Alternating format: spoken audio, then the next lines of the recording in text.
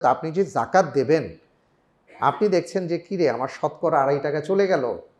না, আসলে শতকরা 2.5 টাকা যায় নাই। আপনি আল্লাহ রব্বুল আলামিনের বিধানের কারণে আপনি যে আল্লাহর দেয়া উপার্জন থেকে শতকরা 2.5 টাকা হারে বা 2.5% আপনি জাকাত দিয়েছেন, আল্লাহ তাআলা খুশি হয়ে আপনার সম্পদ বাড়িয়ে দেবেন। এই জন্য জাকাতের মানে হলো আন্নুমা, বৃদ্ধি পাওয়া। আজকে আমি আসলে যে বিষয়টা নিয়ে কথা বলতে চাচ্ছি সেটা হলো বিশেষ করে রমজানকে কেন্দ্র করে আমরা অনেকে জাকাত দিয়ে থাকি। তো জাকাত কিভাবে দিতে হয়, জাকাত কেন দিতে হয়, জাকাত দিলে কি হয়, জাকাত না দিলে কি হয়, এই বিষয় সম্পর্কে আমাদের কিছু জানা দরকার। কারণ অনেক ভাইদের মনে প্রশ্ন, আলহামদুলিল্লাহ এখানে যারা আছেন অধিকাংশ ভাই এবং বোনদেরই জাকাত ফরজ আমার মতে। তো জাকাতটা যদি পুঙ্খানুপুঙ্খভাবে আপনি দিতে না পারেন, আল্লাহ মাফ করুন, যদি জাকাতের মনে করেন অর্থ আসছে আপনার কথার কথা, জাকাত আপনার উপর আসছে 10,005 টাকা হিসাবে, আপনি 10,000 টাকা জাকাত দিয়েছেন কিন্তু 5 টাকা জাকাত দেন নাই, এর মানিটা কি দাঁড়ালো? আপনার জাকাত কিন্তু আপনি খেয়ে ফেললেন। আল্লাহু আকবার, আল্লাহ হিফাজত করুন। এই জন্য জাকাতের ক্যালকুলেশনটা খুব গুরুত্বপূর্ণ এবং পুঙ্খানুপুঙ্খভাবে জাকাতটা দিতে হয়।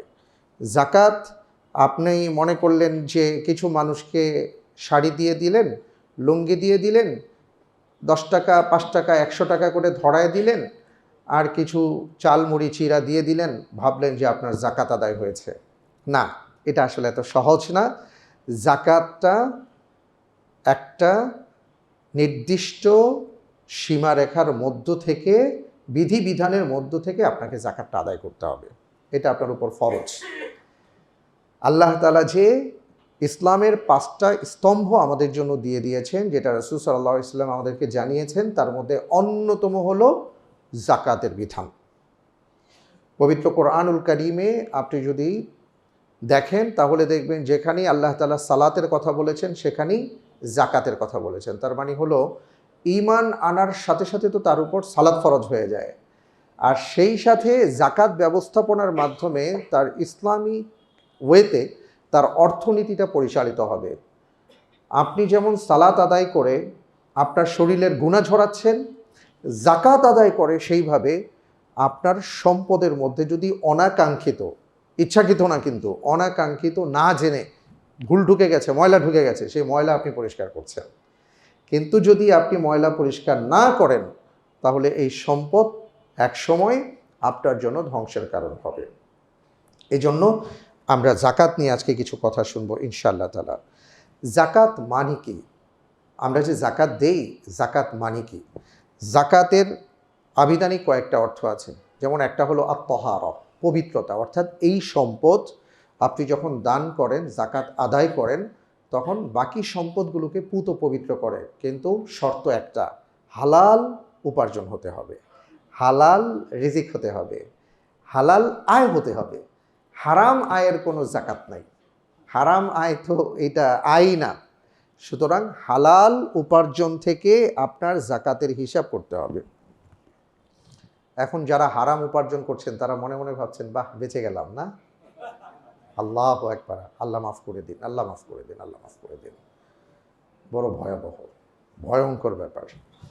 তো জাকাত আপনি যে দিতে পারছেন, এটা হলো আপনার জন্য সৌভাগ্যের কারণ। আল্লাহ তাআলা আপনাকে দিয়ে একটা কাজ করাচ্ছেন। অনেক মানুষ জাকাত নেয়, অনেক মানুষ জাকাত দেয়। আপনার হাতটা আল্লাহ তাআলা উপরে রেখেছেন, নিচে রাখেন নাই। এটা যে আল্লাহ তাআলা আপনার মর্যাদা বাড়িয়েছেন, এটা আমাদেরকে বুঝতে হবে। আল্লাহর শুকরিয়া আদায় করতে হবে, সঠিকভাবে জাকাত দিতে হবে। এই জন্য জাকাতের আবিধানিক অর্থ হলো আত-তাহারা, পবিত্রতা একটা। আরেকটা হলো আন-নুমা, বৃদ্ধি। অর্থাৎ আপনি যে জাকাত দেবেন, আপনি দেখছেন যে কিরে আমার শতকরা 2.5 টাকা চলে গেল। না, আসলে শতকরা 2.5 টাকা যায় নাই। আপনি আল্লাহ রব্বুল আলামিনের বিধানের কারণে আপনি যে আল্লাহর দেয়া উপার্জন থেকে শতকরা 2.5 টাকা হারে বা 2.5% আপনি জাকাত দিয়েছেন, আল্লাহ তাআলা খুশি হয়ে আপনার সম্পদ বাড়িয়ে দেবেন। এই জন্য জাকাতের মানে হলো আন-নুমা, বৃদ্ধি পাওয়া। আরেকটা হলো আল-মাদহ, প্রশংসা। আপনি জাকাত দেওয়া মানে হলো একটা প্রশংসাযোগ্য কাজ করেছেন। নিজের সম্পদ, ওই যে সূরা হুমাজার মধ্যে আসছে, আল্লাযী জামাআ মালান ওয়া আদ্দাদা ইয়াহসাবু আন্না মালাহু আখলাদা। কিছু মানুষ আছে কষ্ট করে উপার্জন করে, রাত্রেবেলা শুধু গণে, হ্যাঁ, হিসাব করে কত টাকা ব্যালেন্স হলো, কত টাকা বাড়লো, নোটগুলো গুনতে থাকে, চেকগুলো দেখতে থাকে, ব্যালেন্স দেখতে থাকে, হ্যাঁ, আর মনে করে এটা আমাকে অনেক বড় করবে। এটা তো সম্পদ, এটার প্রতি একটা মায়া আছে, মমতা আছে।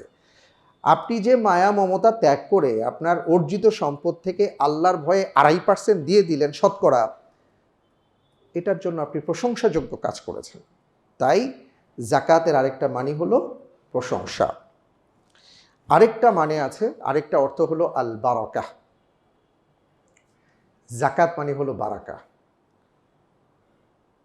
আপনি যদি জাকাত আদায় করেন তাহলে আল্লাহ তাআলা আপনাকে তার পক্ষ থেকে বরকত দিয়ে ধন্য করবেন। সুবহানাল্লাহ। বরকত জিনিসটা যে পায় সে বুঝে, যে পায় না সে কোশ্চিনকালেও বুঝবে না। বরকত এটা যাকে আল্লাহ দেন উনি অনুভব করতে পারবেন। আপনি অনেককে দেখবেন যে অনেক অর্থের মালিক, অনেক বিত্তের মালিক, অনেক কিছুর মালিক, কিন্তু মনে করেন তার বরকত নাই। এক্সাম্পল স্বরূপ বলি, মনে করেন আপনি চাইলে এখন 50 পদ দিয়ে 50 পদ রান্না করতে পারেন, আপনার সেই অ্যাবিলিটি আছে, কিন্তু ডাক্তার সাহেব আপনাকে বলছেন যে আপনি যাও ছাড়া খবরদার আর কিছু খাইতে পারবেন না। হয়েছে না কাজ? আপনি 50 পদ রান্না করে খেতে পারেন, আপনার সেই অ্যাবিলিটি আছে, কিন্তু ডাক্তার সাহেব বলছেন আপনি যাও ছাড়া কিছু খাবেন না। আরেকজন, ওনার কোনো সমস্যা নাই, উনি কাঁচামরিচ ডলে ডলে পেঁয়াজ দিয়ে কচলে কচলে পান্তা ভাতটা এমনভাবে খায় দেখে মনে হচ্ছে যে পুরা হাজির বিরিয়ানি খাচ্ছে। বরকত জিনিসটা উপলব্ধির বিষয়। সুতরাং যিনি জাকাত দিবেন তার সম্পদে, তার জীবনে আল্লাহ তাআলা বারাকা দান করবেন, প্রশান্তি দান করবেন। সুবহানাল্লাহ। পারিভাষিক অর্থ হলো জীবনযাত্রার প্রয়োজন পূরণ করার পর, জীবনযাত্রার প্রয়োজন পূরণ করার পর নির্দিষ্ট সম্পদ পূর্ণ 1 বছর যদি অতিক্রম করে তাহলে বছরান্তে আপনি জাকাত দিবেন। অর্থাৎ আপনার খাওয়া পড়ার পরে সব সব কমপ্লিট করার পরে, দেখেন ট্যাক্স আর ভ্যাটের ব্যাপারটা কি, আল্লাহর বিধান আর মানুষের বিধানের মধ্যে পার্থক্য কি? আপনি ব্যাংকে মনে করেন টাকা আসছে আপনার 1 কোটি, ঠাস করে 20,000 টাকা নাই, কি হলো, এইটা সিস্টেমে কেটে নিয়ে গেছে, কিন্তু এই টাকাতেই আপনার লাভ আছে না লোকসান আছে না কিসের টাকা, এটা কিন্তু ব্যাংক দেখে না, ভ্যাট দেখে না। ভ্যাট আপনি কোনো পণ্য নিয়ে আসছেন সাথে সাথে ধামাধাম ভ্যাট কেটে ফেলবে। আপনি কি মানুষের কাছ থেকে টাকা হাওলাত করে হোটেলে খাইতে বসছেন কি না, এটা ভ্যাটওয়ালা দেখে না। আপনি তো ভাই ঋণ করে খাইতে বসতে পারেন, হ্যাঁ, কিন্তু এটারও এখন ভ্যাট দিতে হবে, অনেক হোটেলের সিস্টেম হয়ে গেছে। আপনি একটা পণ্য কিনবেন, শিশু পণ্য, ওইটাকে আপনার ভ্যাটও দিতে হয়, আবার যে কিনে তারও ট্যাক্স দিতে হয়। মুরগি যে কয়বার জবাই করে, এটা যারা অর্থনীতিবিদ তারা বুঝেন, এটা আমি বুঝি না। কিন্তু দেখেন সিস্টেম, দেখেন যে ট্যাক্স আর ভ্যাট ও আপনাকে দেখে না, আপনার সম্পদ আছে ধামাধাম হিসাব করে ফেলবে। কিন্তু আল্লাহ সুবহানাহু ওয়া তাআলার বিধান কি, বান্দা তোমাকে আমি যে সম্পদ দিয়েছি এই সম্পদ দিয়ে তুমি তোমার জীবন যাপন করো, সব ঠিক করো, তোমার ঋণ পরিশোধ করো, তুমি সবাইকে দাও, তারপরে দেখো তো তোমার কাছে 52.5 তোলা রূপার সমপরিমাণ অথবা 7.5 ভরি স্বর্ণের সমপরিমাণ অর্থ অথবা স্বর্ণ অথবা রৌপ্য অথবা নগদ অর্থ নানাভাবে কোথাও আছে কিনা, যদি এগুলো থেকে থাকে ঋণ টিন পরিশোধ করার পরে, এটা কিন্তু ব্যক্তি জীবনের জাকাত বলছি, ব্যবসায়িক জাকাত না, ব্যবসায়িক জাকাত আরেকটা, তাহলে আপনি দেখবেন যে আমার কাছে এই পরিমাণ আছে কিনা, এই পরিমাণ না থাকলেও আপনার উপর জাকাত আসবে না। 52.5 তোলা রূপা অথবা সমপরিমাণ অর্থ অথবা 7.5 ভরি স্বর্ণ অথবা স্বর্ণ রূপা অর্থ মিলিয়ে এই দুইটার একটা যদি আপনার না হয় তাহলে আপনার উপর জাকাত আসবে না। আর যদি হয় তাহলে আপনার 1 বছর অতিক্রম হওয়ার পরে, সাথে সাথে না কিন্তু, 1 বছর অতিক্রম হওয়ার পরে আপনি শতকরা 2.5 টাকা হারে জাকাত প্রদান করবেন। এই হলো বিষয়। আচ্ছা, জাকাতটা ফরজ হয়েছিল কবে? এটা হলো 2য় হিজরির রোজার মাসের পর শাওয়াল মাসে আল্লাহ তাআলা জাকাতকে ফরজ করেছেন। জাকাত ফরজ হওয়ার প্রমাণ কি? ওমর বিন খাত্তাব রাদিয়াল্লাহু তাআলা আনহু থেকে বর্ণিত একটা হাদিস আছে, যেটা আপনারা সবাই জানেন, বুনিয়াল ইসলাম আলা খামস। সেখানে রাসূল সাল্লাল্লাহু আলাইহি সাল্লাম একেবারে 5টা বিষয়কে ভিত্তি হিসাবে ঘোষণা করেছেন, তার মধ্যে জাকাতটা অন্তর্ভুক্ত। এবং এটা রোকন, অর্থাৎ এটার যে ইসলামের ভেতরগত বিষয়, সেটা কিভাবে বুঝলাম? কোরআনে কারিমের আয়াত আসছে, ওমা উমিরু ইল্লা লিয়াবুদুল্লাহ মুখলিসিনা লাহুদ্দিন হুনাফা ওয়া ইউকিমুস সালাহ ওয়া ইউতুজ যাকাত ওয়া যালিকা দীনুল কাইয়্যিম। এই আয়াতের মাধ্যমে জানিয়ে দেওয়া হয়েছে এটা ইসলামের একটা রোকন ভিত্তি। কেউ যদি জাকাত আদায় না করে তাহলে কি হবে? যে আমি দিলাম না জাকাত, কি হলো? রাসূল সাল্লাল্লাহু আলাইহি ওয়াসাল্লাম বলেছেন, লাআনা রাসূলুল্লাহি, আলী রাদিয়াল্লাহু তাআলা আনহু থেকে বর্ণিত, তিনি বলেন, লাআনা রাসূলুল্লাহি সাল্লাল্লাহু আলাইহি ওয়াসাল্লাম মানিআ সাদাকা, যে জাকাত দেয় না তার ক্ষেত্রে আল্লাহর নবী সাল্লাল্লাহু আলাইহি ওয়াসাল্লাম অভিশাপ দিয়েছেন। নাউযু বিল্লাহি মিন যালিক। এখন আপনি জাকাত দেওয়ার মালিক হয়েছেন, কয়টা খাতে জাকাত দিবেন, কাকে জাকাত দিবেন? অনেকে এসে বলে যে খতিব সাহেব, ইমাম সাহেব, আমি কি আমার ড্রাইভারকে জাকাত দিতে পারি? আমি কি আমার বাসায় যে কাজ করে তাকে জাকাত দিতে পারি? আমি কি অমুককে জাকাত দিতে পারি? আসলে জাকাতের ক্ষেত্রে আপনি কে ড্রাইভার, কে মালি, কে কি, এটা দেখা যাবে না। জাকাত দেওয়ার ক্ষেত্রে 8টা খাতের কথা আল্লাহ তাআলা ঘোষণা দিয়েছেন। ওই 8টা খাত আপনি দেখবেন, ওই 8 খাতের মধ্যে কে পড়েছে।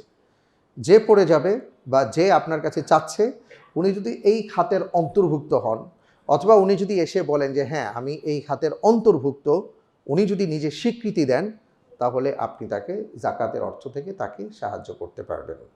তারা কারা? এই ক্ষেত্রে সূরা তাওবার 60 নম্বর আয়াতে আল্লাহ তাআলা বলে দিয়েছেন, ইন্নামাস সাদাকাতু লিল ফুকারা ওয়াল মাসাকিন ওয়াল আমিলিনা আলাইহা ওয়াল মুআল্লাফাতি কুলুবুহুম ওয়া ফির রিকাব ওয়াল গারিমিন ওয়া ফি সাবিলিল্লাহ ওয়া ইবনিস সাবিল। এই 8 শ্রেণী। ফুকারা মানে হলো একেবারে নিঃস্ব, যার কিচ্ছু নাই। কেমন? একদম নিঃস্ব, তার কিছুই নাই, তাকে আপনি জাকাত থেকে অবশ্যই দিতে পারবেন, কোনো সমস্যা নেই। এবং তাকে আপনি কি দিতে চান সেটা আমি বলবো। তারপরে মাসাকিন মানে হলো যে অসহায়, নিঃস্ব না, কিছু আছে কিন্তু তার এত নিড যে সে তার নিডটাকে ফুলফিল করতে পারছে না। এমন অনেক সময় আমাদের কাছে তো আর কি, আপনারা হয়তো খেয়াল করেছেন, আমাদের এমন শত শত দরখাস্ত আমাদের কাছে জমা পড়ে। বিশ্বাস করেন, যে দরখাস্তগুলো আসে, প্রত্যেকটা দরখাস্ত আমি যখন পড়ি, আমি ওইখানে সুপারিশ না করে পারি না আর কি। আমার বিবেক আমাকে বারবার করে যে আমি যে বলবো যে না দেওয়ার দরকার নাই, আমি বুঝি যে আমাদের অর্থের একটা ব্যাপার আছে, কিন্তু আমি সুপারিশ না করে পারি না, কারণ মানুষের এত প্রয়োজন। তো এইটা হলো মাসাকিন, যে এমন অনেক অসহায় মানুষ আছেন যারা আপনার আমার কাছে জাকাত চান, তো তাদেরকে আমরা জাকাত দিব। ওয়াল আমিলিনা আলাইহা, যারা জাকাতের অর্থ নিয়ে আর কি, এটা তৃতীয় পক্ষ বলা যায়, যে আপনি জাকাত দাতা আর আরেকজন জাকাত গ্রহীতা, মাঝখানে একজন ব্যক্তি বা একটা প্রতিষ্ঠান আছে যারা আপনার কাছ থেকে জাকাতটা নিয়ে, যারা জাকাত পাওয়ার যোগ্য তাদের কাছে তারা জাকাত পৌঁছে দিচ্ছে। এই যে মাঝখানের যারা আছেন, ওয়াল আমিলিন, এদেরকেও আপনি জাকাত থেকে বেতন বাবদ আপনি অর্থ দিতে পারবেন। নয়তো আপনি এই বিশাল এই জাকাতের যে ব্যবস্থাপনা, এটা কিভাবে আপনি করবেন? এটা কোন অর্থ থেকে করবেন? ওয়াল মুআল্লাফাতি কুলুবুহুম, এইটা কেউ কেউ বলেছেন, ওলামাদের একটা মত আছে, সেটা হলো যে ইসলামের প্রাথমিক যুগে আল্লাহ রসুল সাল্লাল্লাহু আলাইহি ওয়াসাল্লাম কখনো কখনো জাকাতের অর্থ থেকে কোনো কোনো গোত্র প্রধানকে সাহায্য করেছেন, যারা তখন মুসলিম ছিল না, এই জন্য যাতে করে সে এই জাকাত পেয়ে ইসলামের পথে ধাবিত হয়, তার হৃদয়টা যেন ইসলামের প্রতি বিগলিত হয়। তো এটা ওলামায়ে কেরামের অনেকে বলেছেন যে এটা এখন নাই, কিন্তু অধিকাংশ আলেমের মত না এটা আছে। কেন আছে? মনে করেন আপনার ছেলে লন্ডনে থাকে, কথার কথা, ঠিক আছে, বা আপনার এমন কোনো এরিয়াতে আপনি আছেন যে এরিয়াতে মানুষ খুবই নিঃস্ব, খুবই অসহায়, কিন্তু বিধর্মী। আপনি তাকে যদি বলেন যে এই কালিমা পড়ো, এটা তো হবে না। এইভাবে দাওয়াত দিলে এই দাওয়াত গৃহীত হবে না। রাসূল সাল্লাল্লাহু আলাইহি ওয়াসাল্লামের পদ্ধতিতে আপনার দাওয়াতের পন্থায় আগাতে হবে। সেটা হলো যে আপনি যদি তাকে সাহায্য করেন, জাকাতের অর্থ থেকে তাকে সাহায্য করলেন, আর তাকে এতটুকু বলে দিলেন যে ভাই, আমার দ্বীন, আমার ধর্ম আমাকে শিক্ষা দিয়েছে একজন নিঃস্ব মানুষের পাশে দাঁড়াবার জন্য, তো তুমি একেবারে নিঃস্ব, তাই আমি তোমাকে সাহায্য করলাম। আপনার মনে মনে নিয়ত এটা, এই যে এটার মাধ্যমে সে হয়তো আমাদের দ্বীনের প্রতি ধাবিত হতে পারে। অনেক আলেমের মত হলো যে আপনি ওই ক্ষেত্রে বিধর্মীকে জাকাত দিতে পারেন যদি তার নিডটা ওই পর্যায়ে থাকে এবং আপনার মনে হয় তাকে দিলে সে দ্বীনের পথে আসতে পারে, তাহলে আপনি দিতে পারবেন। ওয়াফির রেকব, গোলাম আজাদ করার ক্ষেত্রে আগের একটা ছিল যে কোনো কোনো গোলামকে আবদ্ধ করে রাখা হতো যে তুমি যদি আমাকে 10,000 দিনার দাও তাহলে তুমি আজাদ। তো ইসলাম কোনো মানুষের গোলাম থাকবে এটা ইসলাম পছন্দ করে না। এই জন্য গোলাম যেন আজাদ হয়, সে যেন স্বাধীন সত্তা হয়, ব্যক্তি হয়, এই জন্য ইসলাম জাকাতের ক্ষেত্রেও একটা বিধান রেখেছে যে তুমি যদি গোলাম আজাদ করার ক্ষেত্রে কোনো মানুষকে ছুটানোর ক্ষেত্রে তাকে যদি জাকাত দিতে পারো তাহলে তাকে দাও। এবং ওলামায়ে কেরামের মত হলো যে এমন অনেক মজলুম নির্যাতিত কোনো ব্যক্তি যদি জেলখানায় আবদ্ধ থাকে তাহলে রেকবের আওতায় আসবে। যে একজন মাজলুম মানুষ জেলখানায় পচে পচে মরছে, তার কোনো অপরাধ নাই, তাকে বের করার জন্য টাকা দরকার, উকিল ধরা দরকার, আপনি জাকাত থেকে সাহায্য করতে পারবেন। ওয়াফি সাবিলিল্লাহ ওয়াল গারিমিন, ওয়াফি সাবিলিল্লাহ, এবং ঋণগ্রস্ত ব্যক্তি। রেকবের পরে অল গারিমিন আসছে, ঋণগ্রস্ত ব্যক্তি। এমন অনেক মানুষ আমরা দেখি যারা অনেক ঋণ হয়ে গেছেন, তার জীবন চলে না, আপনি দেখলে তাকে বুঝবেন না, চিনবেন না। এমন অনেক ভাইদের সাথে আমার সাক্ষাৎ হয়, দেখি কষ্ট লাগে। অনেকে বলেন, অনেকে এমনও আছে যে অনেকে এসে বলছেন যে আমি আত্মহত্যা করতে চাই, আমি তাকে থামাইছি। কি বলেন এটা? ঋণ পরিশোধ করতে পারে না, সে আত্মহত্যা করবে না, খবরদার। এমন অনেক মানুষ আছে আপনাকে মুখ ফুটে বলতে পারে না, তার ইস্ত্রি করা জামা কাপড় দেখে আপনি বুঝবেন না যে এই মানুষটার মধ্যে কি প্রচণ্ড সমস্যা যাচ্ছে, সে তার ঋণ পরিশোধ করতে পারছে না। ইসলাম বলছে ঋণ পরিশোধের জন্য তুমি জাকাত থেকে তাকে সাহায্য করতে পারো। সুবহানাল্লাহ। ওয়াফি সাবিলিল্লাহ, এটা কিন্তু ব্যক্তি ঋণ, ওই যে ব্যবসায়িক ঋণের কথা বলছি না, খেলাপি ঋণের কথা আবার বলতেছি না যে ভাই ব্যাংক থেকে তো 1,000 কোটি টাকা নিয়ে গেছি, এখন তো আমি তো এই অবস্থা, ওনাদের জন্য না। ওয়াফি সাবিলিল্লাহ, এটা একটা বিশাল জায়গা, বিশাল আল্লাহর পথে, অর্থাৎ আল্লাহর দ্বীন প্রচার এবং প্রসারের ক্ষেত্রে যতগুলো মাধ্যম আছে এই সকল মাধ্যমগুলো ফি সাবিলিল্লাহর আওতায় আসবে। এই জন্য মনে করেন মাদ্রাসার স্টুডেন্ট, তারপরে দ্বীন প্রচারের ক্ষেত্রে বইপত্র, এমন অনেকগুলো মিডিয়া, অনেক সাইট আছে। এটা একটা বিশাল জায়গা ফি সাবিলিল্লাহ। এক কথা হলো আল্লাহর দ্বীন প্রচার এবং প্রসারের ক্ষেত্রে আপনি যদি চান তাহলে জাকাত দিয়ে সহযোগিতা করতে পারেন, কিন্তু মসজিদকে জাকাত দেওয়া যায় না, ঠিক আছে? মসজিদ জাকাতের আওতা মুক্ত। এরপরে হলো ওয়াবনিস সাবিল, পথের মানুষ। পথের মানুষ কারা? মুসাফির। এমন অনেক মুসাফির, এখন হয়তো আমরা অনেকে বুঝি না, কারণ এখন তো ডেবিট কার্ড, ক্রেডিট কার্ড, কত কিছু বের হয়ে গেছে, মুহূর্তের মধ্যে আমরা কথা বলতে পারি। কিন্তু একসময় এমন ছিল যে উনি এখান থেকে আরেক জায়গায় যাবেন, মাঝখানে ডাকাত তার সব কিছু নিয়ে গেছে, উনি নিঃস্ব, কিন্তু উনি ওনার এলাকায় একজন আমির ছিলেন, উনি কি করবেন? তো কোরআন বলছে তুমি তাকে সাহায্য করতে পারো জাকাত থেকে, কারণ উনি ওনার জায়গায় আমির হলেও এই জায়গায় উনি দরিদ্র, তাকে তুমি সাহায্য করো। এই জন্য মুসাফিরকেও আপনি জাকাতের অর্থ দিতে পারেন। এটা হলো আপনার ব্যক্তি জাকাতের কথা বললাম, ব্যক্তি জাকাত, যাদের উপর জাকাত ফরজ হয়। এবং এই 8টা খাতে, এই 8টা খাতেই মূলত সবাই যত টাকা হোক, যাই হোক, আপনি জাকাত দিবেন। প্রশ্ন হলো আমরা জাকাত কাকে দিব? এবার যেটা বলি, কাকে দিবেন আপনি জাকাত? প্রথম কথা হলো আপনি জাকাত একটা প্ল্যান করে জাকাত দেন, একটা প্ল্যান ওয়াইজ জাকাত দেন, পরিকল্পনা মাফিক দেন। আপনার টার্গেট এটা হোক, কারণ রাসূল সাল্লাল্লাহু আলাইহি ওয়াসাল্লাম বলেছেন কাউকে যখন জাকাত দিবা ধনী বানায় দাও। সুবহানাল্লাহ। ইসলামের অর্থনীতি ব্যবস্থাটা অসাধারণ। একটা হলো একান্তভাবে যাদের খুব দরকার সেটা তো দিলেন, কিন্তু আপনার একটা পরিকল্পনা থাকা দরকার যে আমি এমনভাবে জাকাত দিব, সেটা হোক আমার পরিবারের মধ্য থেকে, আপনার সংসারের মধ্যে। মনে করেন আপনার আপন ভাই এখন আর আপনার সংসারে নাই, কিন্তু সে জাকাতযোগ্য, আপনি আপনার আপন ভাইকে জাকাত দিতে পারবেন, আপনার আপন বোনকে জাকাত দিতে পারবেন। কেমন? আপনার আপন ভাই, আপন বোন, ওনাদেরকে আপনারা জাকাত দিতে পারবেন, একান্ত আপন। কিন্তু মা বাবাকে জাকাত দেওয়া যায় না, মা বাবাকে জাকাত দেওয়া যাবে না। স্বামী স্ত্রীর ক্ষেত্রে আছে যে যেহেতু স্বামীর উপর দায়িত্ব ভরণ পোষণের স্ত্রীর, কিন্তু স্ত্রীর উপর দায়িত্ব নাই। এই জন্য স্ত্রীর সম্পদ থেকে স্ত্রী যদি চান, তার স্বামী যদি এমন দরিদ্র হয়ে থাকে আর স্ত্রী যদি ধনী হয়ে থাকে, তাহলে স্ত্রী তার অর্থ থেকে স্বামীকে জাকাত দিতে পারবেন, কিন্তু স্বামী তার স্ত্রীকে দিতে পারবে না, কারণ এটা দায়িত্ব। শ্বশুর শাশুড়ি পারবে। তারপরে আপনার মা বাবাকে দেওয়া যাবে না। কেন? কারণ সন্তানের উপর দায়িত্ব মা বাবার। আবার সন্তানকে জাকাত দেওয়া যাবে না। কেন? কারণ আপনি মা বাবা হলে আপনার সন্তান আপনার দায়িত্বের মধ্যে। এই জন্য তো এই কারণে আপনি বুঝতে পারছেন যে আপনি জাকাতটা কোন জায়গা থেকে শুরু করতে পারেন। আপনি আগে দেখেন আপনার ফ্যামিলির মধ্যে কারা আছেন যাদের জাকাত দরকার। এখন কিছু মানুষ এমন থাকে যারা মনে করে আমার ভাই পয়সাওয়ালা, প্রতি বছর তার কাছে রমজান মাসে যাব, উনি আমারে 5 লাখ টাকা ধরায় দিবে, এটা দিয়ে আমি ব্যাস বাতাস লাগায় 1 বছর চলবো, আবার পরের বছর আসব। এমন আছে, এমন পাওয়া গেছে। আমি এই জন্য বলছি না, এদেরকে আপনার শুধরাতে হবে, এদেরকে উঠাইতে হবে।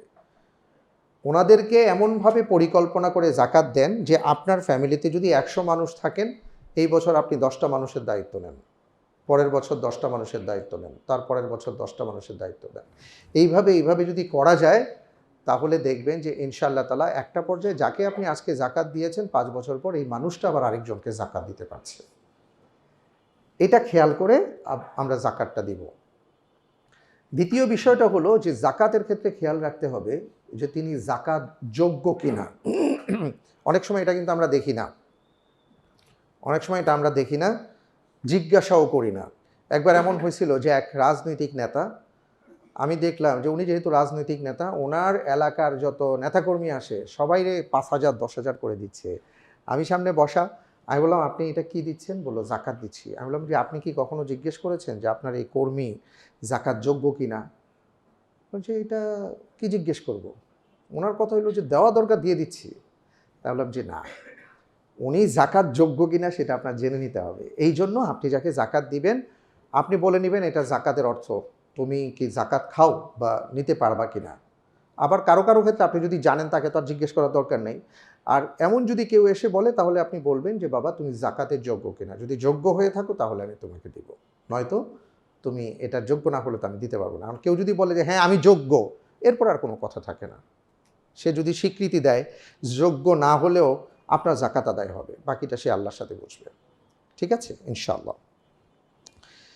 আর আলহামদুলিল্লাহ, এছাড়া আমরা যদি বলি যে আপনি যদি মনে করেন যে আরও প্ল্যান ওয়াইজ কাজের কথা বলেছি, যেমন আল্লাহর মেহেরবানিতে মসজিদুত তাকওয়া সোসাইটি তো অনেকগুলো কাজ করে, আপনারা জেনে খুশি হবেন। এই বছর আমরা যেমন শীতের যে কম্বলটা দেওয়া হয়েছে, এটার সাথে একদম আমি এটার সাথে রিলেটেড ছিলাম।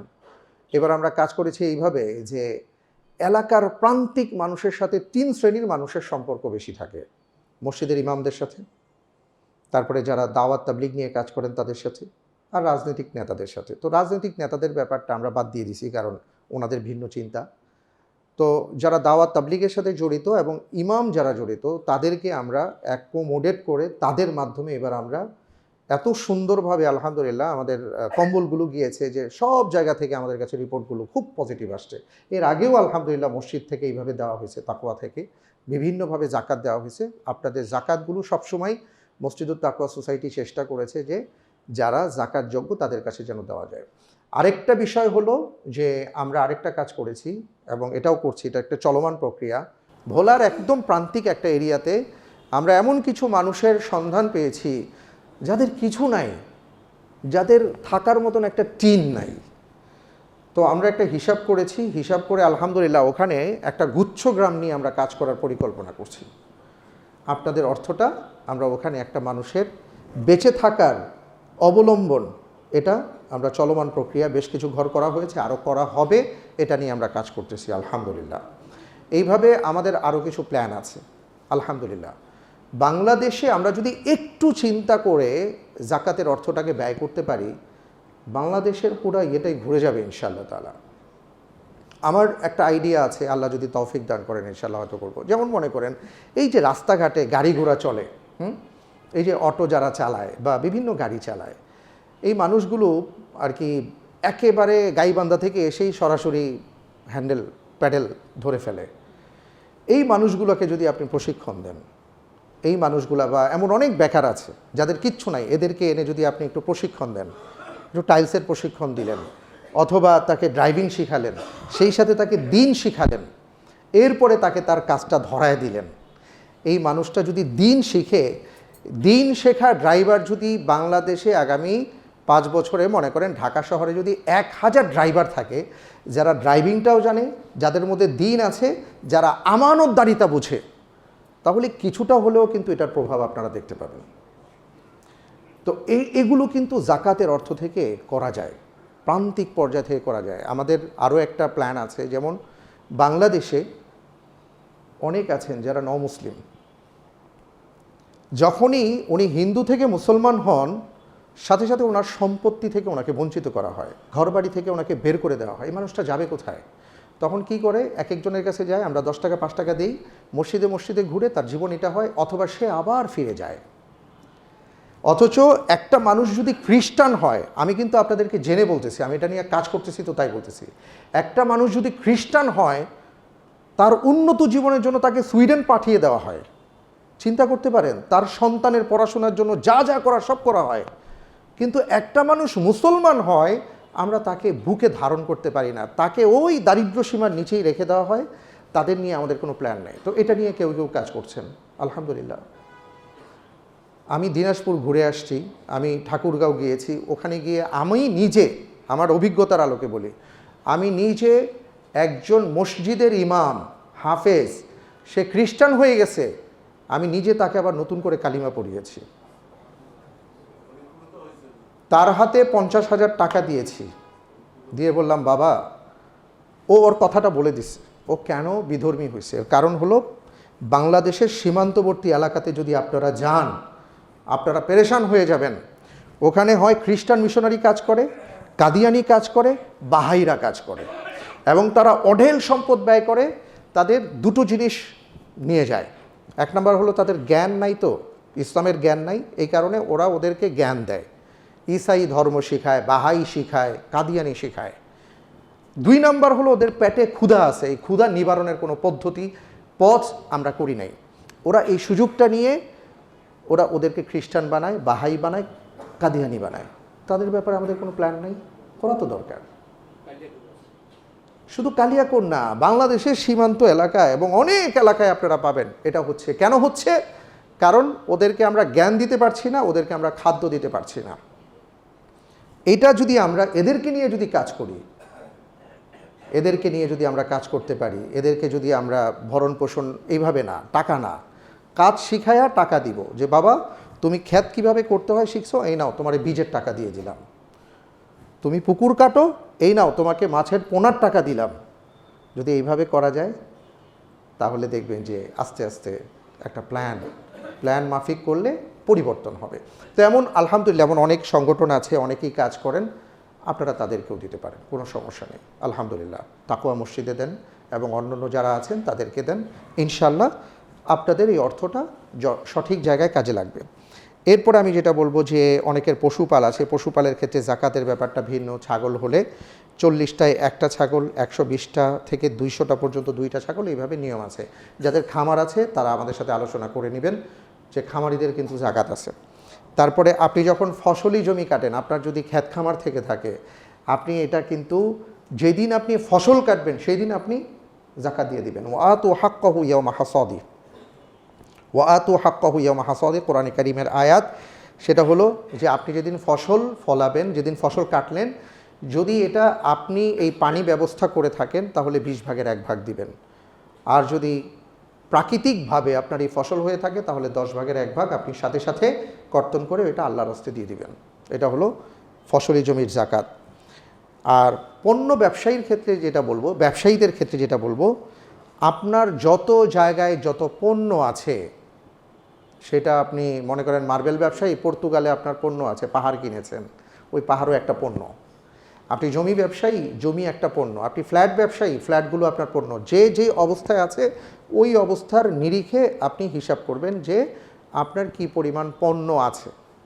ওই পণ্য হিসাব করে তারপরে আপনি টোটাল হিসাব করে জাকাতের হিসাব করবেন। এটা লম্বা একটা প্রসেস, এগুলো নিয়ে আমাদের আলাদা বসতে হবে। শুধু আমি জানিয়ে দিচ্ছি যে আপনাদের জাকাত দিতে হবে। যদি কেউ জাকাত না দেয় তাহলে কি হবে? কোরআনে কারীমের আয়াতের কথা বলি, সূরা তাওবার 34-35 নম্বর আয়াত, ওয়াল্লাযীনা ইয়াকনিজুনা আয-যাহাবা ওয়াল ফিদ্দাতা ওয়া লা ইউনফিকুনাহা ফী সাবিলিল্লাহ ফাবাশশিরহুম বিআযাবিন আলীম ইয়াওমা ইউহমা আলাইহা ফী নারি জাহান্নামা ফাতুকুয়া বিহা জিবাহুহুম ওয়া জুনুবুহুম ওয়া যুহুরুহুম হাযা মা কানাজতুম লিআনফুসিকুম ফাযুকু মা কুনতুম তাকনিজুন। লম্বা একটা আয়াত। সেই আয়াতে আল্লাহ সুবহানাহু ওয়া তাআলা সুস্পষ্টভাবে বলেছেন যে ধন সম্পদ উপার্জন করে, সঞ্চয় করে, জাকাত দেয় না, আল্লাহর পথে খরচ করে না, তাকে কিয়ামতের ময়দানে উল্টো করে ধরা হবে, এইভাবে জাহান্নামে ছেড়ে দেওয়া হবে। তাকে তার সম্পদ গলিত করে, হ্যাঁ, গলায় তারপরে এটা তাকে শেক দেওয়া হবে। আপনি আমি যদি মনে করি যে এটা খুব সহজ বিষয়, আসলে সহজ বিষয় না। জাহান্নাম সহজ বিষয় না। সামান্য আগুনের তাপ আঁচ লাগলে আমাদের এইখান থেকে যদি লাগে, গোটা শরীর জ্বলতে থাকে, তাই না? এইখানে লাগে। আর এই তাপটা যদি 70 গুণ বা 70,000 গুণ বা 700 গুণ বেশি হয়, তাহলে কি হবে? কোরআনে কারীমের আয়াতে আসছে জাক্কুম, হ্যাঁ, জাক্কুম বৃক্ষের কথা আসছে। জাক্কুম বৃক্ষটা কি? জাক্কুম বৃক্ষ কোরআনে কারীমের আয়াতের মধ্যে আসছে, জাক্কুম বৃক্ষে যখন খাওয়ানো হবে, এদিক থেকে সব গলে ঠলে সব নিচে পড়ে যাবে। তার মানে জাক্কুমের ব্যাপারে রাসূল সাল্লাল্লাহু আলাইহি ওয়াসাল্লামের একটা বয়ান বলি, ওনার একটা হাদিস আছে যে জাক্কুমটা হলো এমন, ওটার এক ফোঁটা জাক্কুম, যে ফলের এক ফোঁটা বিষ বা রস যদি পৃথিবীতে পড়তো তাহলে পৃথিবী বিষাক্ত হয়ে যেত। বুঝতে পারছেন? এত সহজ না, এত সহজ না। আল্লাহ আমাদেরকে হেফাজত করুন, আমিন। এই জন্য জাকাতের ব্যাপারে আল্লাহ সুবহানাহু ওয়া তাআলা এই কথা বলেছেন। সূরা হুমাযার মধ্যে আসছে, ওয়াইলুল লিকুল্লি হুমাযাতিল লুমাযা আল্লাযী জামা'a মালাহু ওয়া আদ্দাদা ইয়াহসাবু আন্না মালাহু আখলাদা কাল্লা লা ইউনবাদান্না ফিল হুতামা। আল্লাহ তাআলা কয়েক শ্রেণীর মানুষের ক্ষেত্রে হুমাযা ওয়াইল বলেছেন, ধ্বংস বলেছেন। এর মধ্যে এক শ্রেণীর মানুষ হলো যে মুখের উপর ঠাস ঠাস কথা বলে, অনেকে আছে, হ্যাঁ, আমি হক কথা বলতে কাউরে ছাড়ি না, এই জন্য ঠাস ঠাস করে মানুষকে কথা বলে, ওই মানুষ কষ্ট পায়। এদেরকে লুমাজা বলে উল্লেখ করা হয়েছে। হুমাজা মানে হলো যে মানুষের পিছনে কথা বলে। এমন অনেক মানুষ পাবেন আপনার সামনে, হ্যাঁ না ঠিক আছে সব ভালো, পিছনে গিয়ে আপনার বদনাম করে শেষ। হুমাজা, আল্লাহ তাআলা বলছেন এরা ধ্বংস হবে। তৃতীয় শ্রেণী হলো আল্লাযী জামা'a মালাহু ওয়া আদ্দাদা, যারা অর্থ গণনা করে। ইয়াহসাবু আন্না মালাহু আখলাদা, এবং মনে করে যে এই সম্পদ তাদেরকে চিরস্থায়ী করবে। আল্লাহ বললেন না, কখনো না। এই সম্পদ নিয়ে তুমি যাইতেই পারবে না, তুমি কবরে যাবা একেবারে খালি হাতে, সুতরাং এই সম্পদ তোমার না। ভাইরা আমার, এই জন্য আমাদেরকে জাকাত দিতে হবে। কোরআনে কারীমের এবং হাদিসের মধ্যে এমন অনেকগুলো বিষয় আছে, যেমন জাহান্নামের ভেড়ি পরানো হবে, অভিশপ্ত বলে বিবেচিত হবে যদি, এমনকি আপনি যদি জাকাত দিতে টালবাহানা করেন, না ঠিক আছে কম দেওয়া যায় কিভাবে। অনেক ভাইরা জিজ্ঞেস করেন যে হুজুর, আমার স্ত্রীর 31 ভরি স্বর্ণ আছে, আমার 5 সন্তান, আমরা যদি সবাইকে বন্টন করে দিই তাহলে কি আমাদের উপর জাকাত আসবে? অর্থাৎ ঠিক আছে, উনি ওনার বুদ্ধি থেকে বলেছেন, এটা ইয়ে না, কিন্তু জাকাত না দেওয়ার ক্ষেত্রে আর কি, না কিভাবে দেওয়া যায় এমন চিন্তা করলে বিপদ আছে। কারণ রাসূল সাল্লাল্লাহু আলাইহি ওয়াসাল্লাম বলেছেন, এমন যে টালবাহানা করবে সে অভিশপ্ত। আরেকটা বড় কথা বলি, কোনো সমাজের মানুষ যদি জাকাত দিতে না চায়, সমাজ জাকাত দিতে অস্বীকার করলো, কেমন? রাসূল সাল্লাল্লাহু আলাইহি ওয়াসাল্লাম বলেছেন ওই সমাজে দুর্ভিক্ষ হবে, ওই সমাজ দুর্ভিক্ষে পতিত হবে, বৃষ্টি আসবে না। এটা তো সমাজের কথা বলা হয়েছে। কোনো ব্যক্তি যদি জাকাত দিতে না চায়, ওনার সম্পদের মধ্যে দুর্ভিক্ষ হবে। আল্লাহ তাআলা আমাদেরকে হেফাজত করুন, আমরা সবাই বলি আমিন। আপনি জাকাত দিলে আপনার লাভ কি? সব তো শুনলেন নেগেটিভ কথা, এবার একটু পজিটিভ কথা বলি। আল্লাহ সুবহানাহু ওয়া তাআলা বলেছেন ইয়ামহাকুল্লাহুর রিবা ওয়া ইউরবিস সাদাকাত। আল্লাহ তাআলা সুদকে নিশ্চিহ্ন করে দিয়েছেন, কিন্তু জাকাত ভিত্তিক অর্থনীতি, সাদাকা ভিত্তিক অর্থনীতি যদি আপনি পরিচালনা করেন, আপনার সম্পদে আল্লাহ তাআলা প্রবৃদ্ধি দান করবেন, এটা বাড়তে থাকবে, এটা কখনো কমবে না। ওয়ামা আতাইতুম মির রিবাল লিয়ারবুয়া ফি আমওয়ালিন নাসি ফালা ইয়ারবু ইনদাল্লাহ ওয়ামা আতাইতুম মিন যাকাতিন তুরিদুনা ওয়াজহাল্লাহ ফাউলাইকা হুমুল মুযআইফুন। আল্লাহ রাব্বুল আলামিন বলেছেন, কেউ যদি সুদভিত্তিক তার টাকা পয়সা লেনদেন করে, এইটা আল্লাহর কাছে পৌঁছবে না, এটা ভ্যানিশ হয়ে যাবে। কিন্তু কেউ যদি তার সম্পদের মধ্যে জাকাতের ব্যবস্থাপনার মাধ্যমে সে তার সম্পদ পরিচালনা করে, এবং এটা যদি সে আল্লাহ সন্তুষ্টির জন্য করে, আমরা জাকাত দিব কার জন্য? জোরে বলেন না কার জন্য? নাকি অমুক তমুকরে জাকাত দিলে এলাকায় সবাই জানবে, একটা মাইকিং হবে, হ্যাঁ, সেই রকম মাইকিং, শত শত হাজার হাজার মানুষ, অমুক সাহেব আসছেন, উনি জাকাত দিবেন, আমার ভালো লাগবে এই জন্য? তুরিদুনা ওয়াজহাল্লাহ, যদি আপনি আমরা জাকাত দিই একমাত্র আল্লাহর সন্তুষ্টির জন্য, তাহলে আল্লাহ তাআলা সেই সম্পদ বাড়িয়ে দেবেন। এটা আল্লাহ তাআলার ওয়াদা ভাই, এটা আমার কথা না। পবিত্র কোরআনুল কারীমের মধ্যে সূরা রুমের 39 নম্বর আয়াতের মধ্যে আসছে। আরেকটা হলো, আজকে আমরা ইবাদতের স্বাদ পাই না, ইমানের স্বাদ পাই না। কেউ যদি সঠিকভাবে জাকাত আদায় করতে পারেন, আল্লাহ রসুল সাল্লাল্লাহু আলাইহি ওয়াসাল্লাম বলেছেন, তাহলে সে ইমানের স্বাদ পাবে। সুবহানাল্লাহ। এই জন্য আমি আপনাদের কাছে বিনীতভাবে অনুরোধ করব যে আমরা অবশ্যই জাকাত, যাদের যতটুকু ফরজ হয়েছে পুঙ্খানুপুঙ্খভাবে আমরা জাকাত দেওয়ার চেষ্টা করব। জাকাত একটা বর্ষ থাকে, কেমন? জাকাত বর্ষ হলো আপনার একটা হিসাব থাকবে, যেমন ইনকাম ট্যাক্সের একটা থাকে, আপনার ব্যবসায়িক একটা থাকে, এটা খুবই স্বাভাবিক। জাকাতেরও একটা ডে থাকবে, জাকাত ডে থাকবে। আপনি একটা হিসাব করবেন যে রমজানের কথার কথা 15 তারিখ থেকে আগামী রমজানের 14 তারিখ পর্যন্ত আমার জাকাত বর্ষ, 15 তারিখটা হলো জাকাত ডে।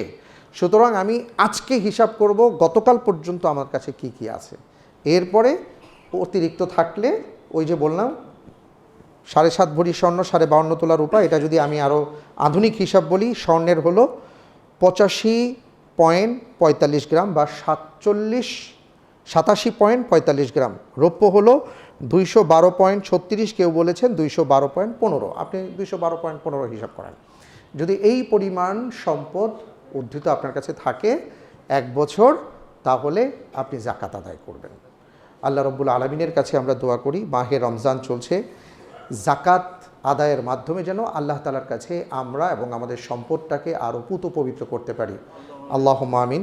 কারণ ওয়াফি আমওয়ালিহিম হাক্কুল লিসাইলি ওয়াল মাহরুম, শেষ কথা যেটা বলবো, আপনি যে জাকাত দিতে পারছেন, এটার জন্য আপনার আমার কখনোই যেন হ্যাডম কাজ না করে, যে ব্যক্তিত্ব প্রকাশ হয়ে গেল, হ্যাঁ তোমারে জাকাত দিছি আর তুমি আমারে সালাম দিলা না।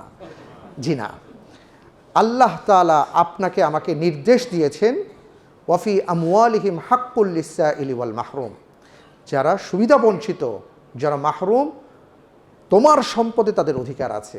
এই জন্য আমরা তো মানুষকে ডাকি, আসো জাকাত নিয়ে যাও, ইসলাম বলেছে তুমি গিয়ে দিয়ে আসো। ভাইয়েরা আমার, সুতরাং বুঝতে হবে জাকাত কি। জাকাত ব্যক্তিত্ব প্রকাশের মাধ্যম না, জাকাত আল্লাহ তাআলার কাছে নিবেদিত হওয়ার মাধ্যম। আল্লাহ রব্বুল আলামিন আমাদের সবাইকে পরিপূর্ণভাবে সুন্দরভাবে জাকাত আদায় করার তৌফিক দান করেন। আল্লাহুম্মা আমিন। আসসালামু আলাইকুম ওয়া রাহমাতুল্লাহি ওয়া বারাকাতুহু।